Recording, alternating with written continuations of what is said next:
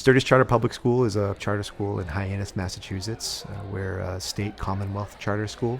Our mission is IB for all, International Baccalaureate for all.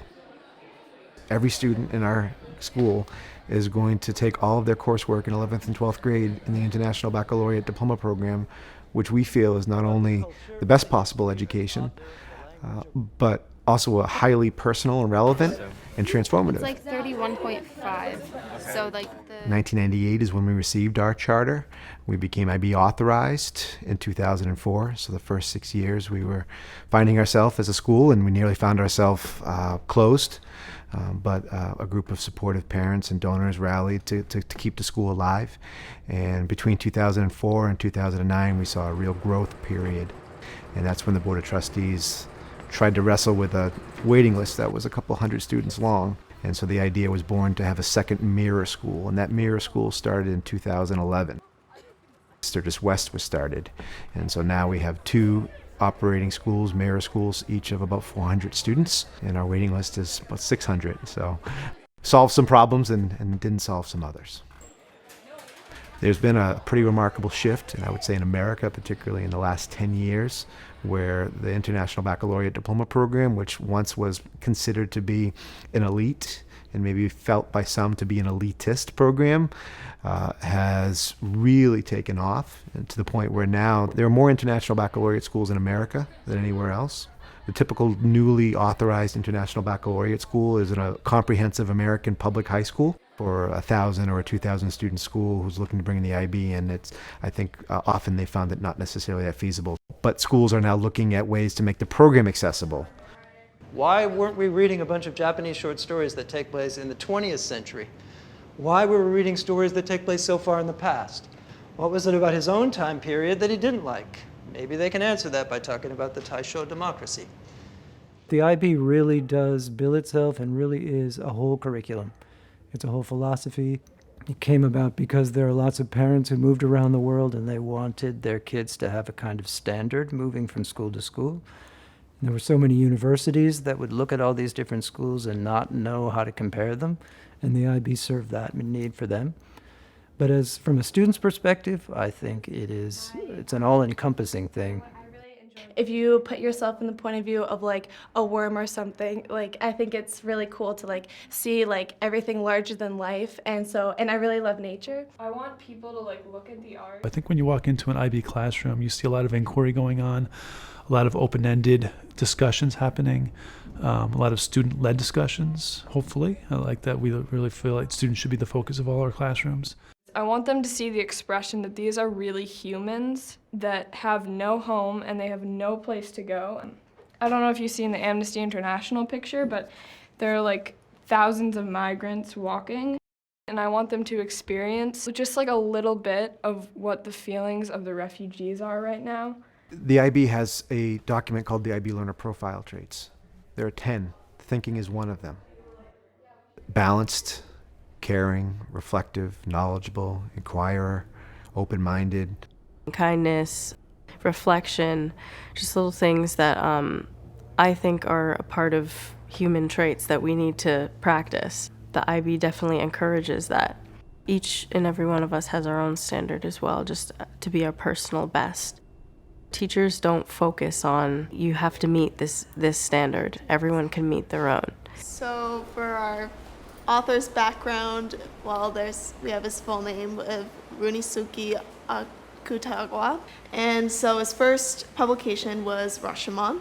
This gained the attention of Natsumi Soseki, and he eventually became his mentor and supported him.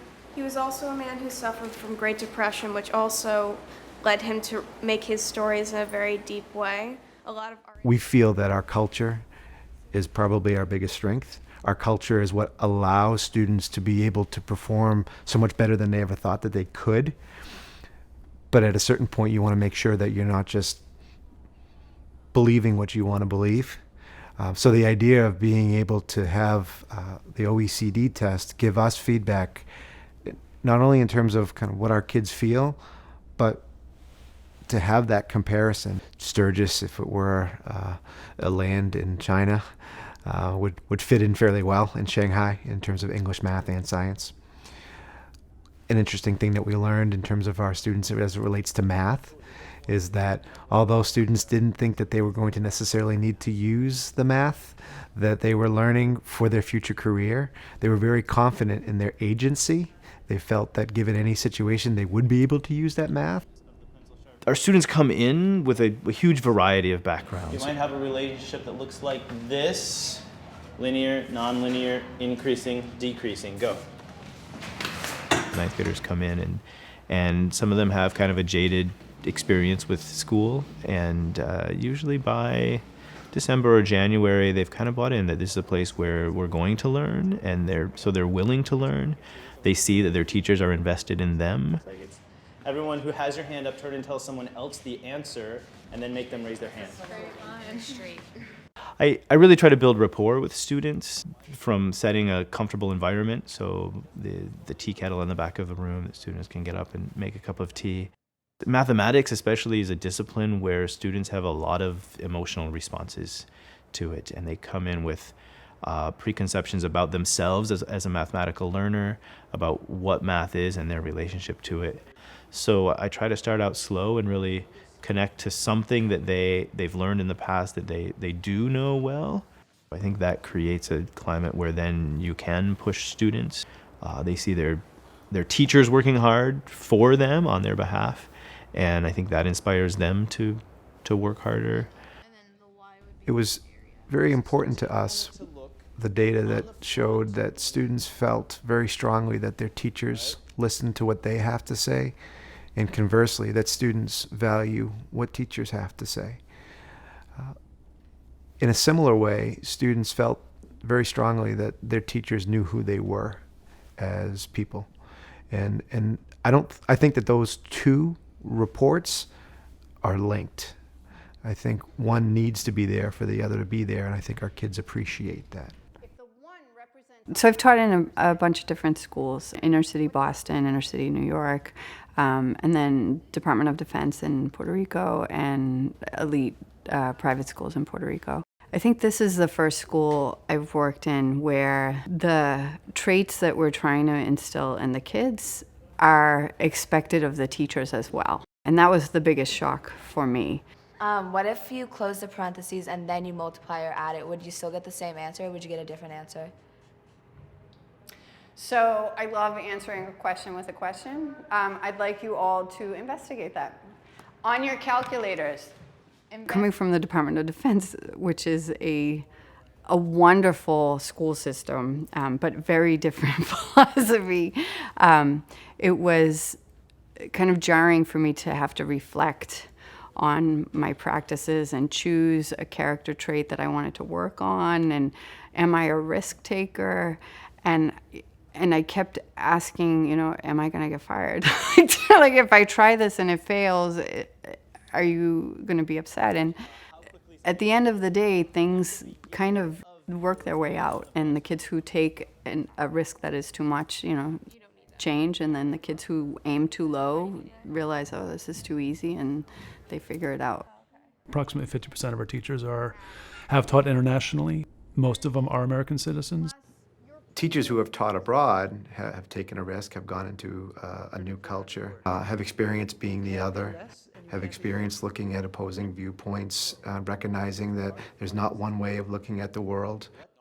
And those attitudes are really important to be able to model and transmit for our students. We live in a global society. I think it's really important that we are able to relate to one another, not just within our own country, but in language, that we're able to communicate from people all over the world. I think we have the luxury of having a really clear mission. IB for all, it's what we do. We don't do other programs. All we do is IB. And so all of our conversations are around helping all of our kids to reach this end goal, which is not about the result. It's about getting kids to stretch themselves the most over their 4-year experience. The IB for All is why we are here as special education teachers. If they were at another school, they may be in a lower level class where we are raising the bar for them and giving them access. So we do some modifying, but they're still accessing the full curriculum, IB curriculum, as it's IB for all, and we raise that bar, as Lee said, higher, as they're mastering their skills as they go. Much like when an athlete accomplishes something, when they score a victory against another opponent they didn't think was beatable, all of a sudden they start believing more in themselves, that they can in fact do this. They start to see themselves as a different person, I believe. I think their self-image is changed, it's transformed. IB really looks for students to get away from the books after their school day, so they encourage, in fact require, participation in things that are non-academic. So they want you to go out and play sports, they want you to be part of the school play, volunteer hours, things like that, and they want you to reflect on that and see how you've grown. If you go for the full diploma program, they're going to write a thesis statement, 4,000 word, it's called extended essay. They do a community service program, CAS, Community Action and Service. Student success, we measure it student by student. So sometimes we may not get the 6s and 7s, 7 being the highest score you can get on an IB exam after the 2-year sequence. I consider some of my greatest successes as a Spanish educator. A student might have gotten a 3 or a 4 on the higher level exam. I consider that a success because that student really, in many other contexts, would never even been allowed into that class. I think the combination of high expectations and a caring and nurturing environment just allows for kids to reach their personal best. I can retake a test as many times as I need. There's a lot of teachers who may not agree with that, and they say, well, you should be ready that day. But sometimes when you are ready, it's like you need that time to go over it and understand it, or just little quizzes. When you redo it, I can understand it. And so I think that matters a lot more than what grade I get. And most of the teachers live by it here.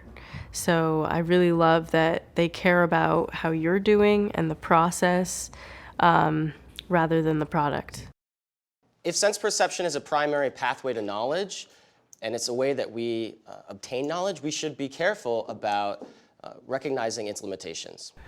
The Theory of Knowledge class is a core class that any student can take in the diploma program. They look at perception, emotion, reason, language, and how they relate to their subject areas and how they don't. It's real life epistemology. It's not just about these things in the abstract. It's about, well, what does it mean to know? Things we see are not always things that are. And that kind of reminded me of the quote that you put up on the board where it was, the map is not the territory, I believe that's what it was. Mm-hmm. And so it's the way that we perceive things or represent them often skews the reality of it. You know that you physically exist because I think, therefore I am. Yeah. Yeah, but you only think based on your physical senses. Oh, I saw someone walk through that door, therefore I know someone walked through that door. You don't really know what you're looking at or what you're feeling.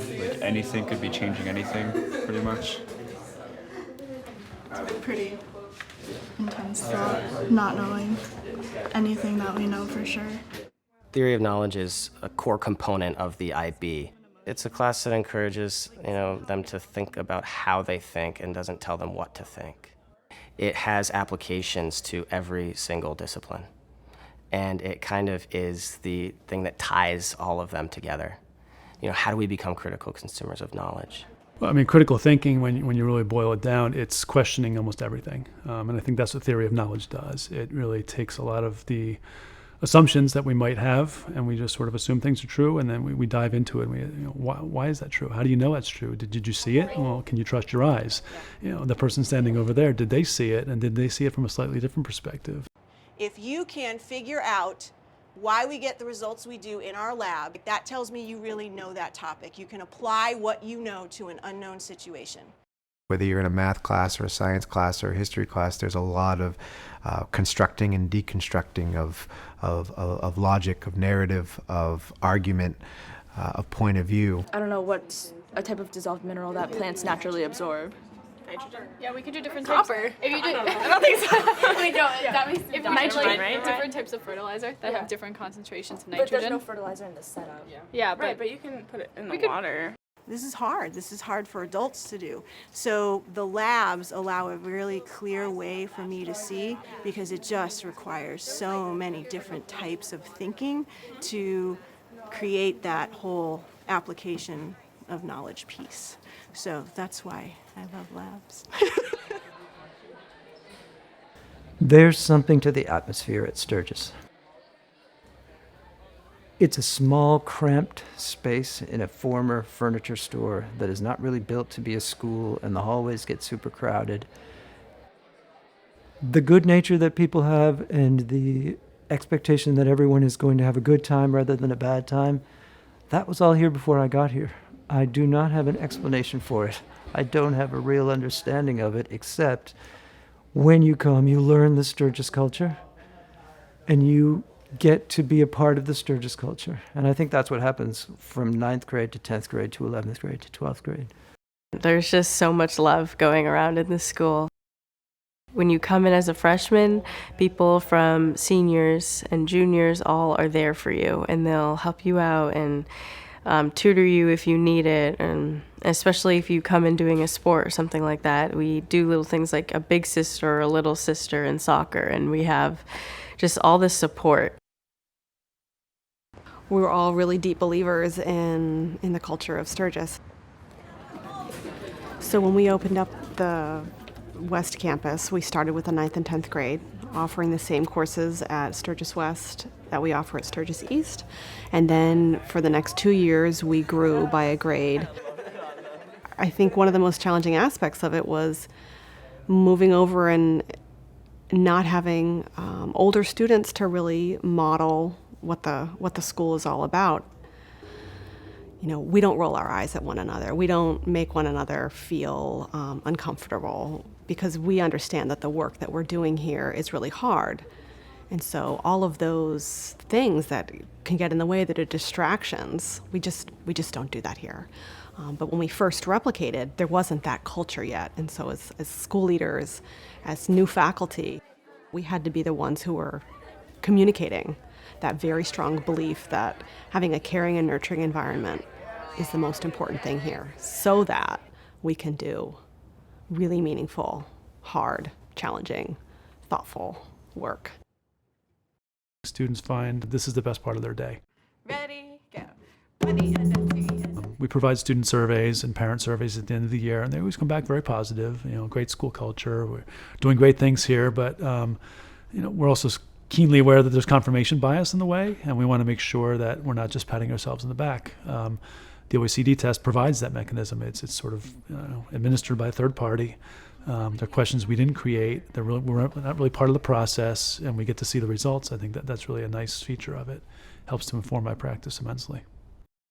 Most importantly, we learned that the culture of learning and listening and mutual respect that we cultivate is here. Those weren't even strengths. Those were off the charts. We spend much more time focusing on the culture than we do on the IB exams or the state exams or any exam. It's really about how we're building relationships between students and teachers in the classroom. I think we all deserve to be treated with dignity and respect. We all deserve to be in an environment that is safe and caring and allows us to take risks. And I think if kids are given a space where it's safe to ask questions, where it's safe not to know, where it's safe to challenge something the teacher or your peer just said, that's such a rich learning environment.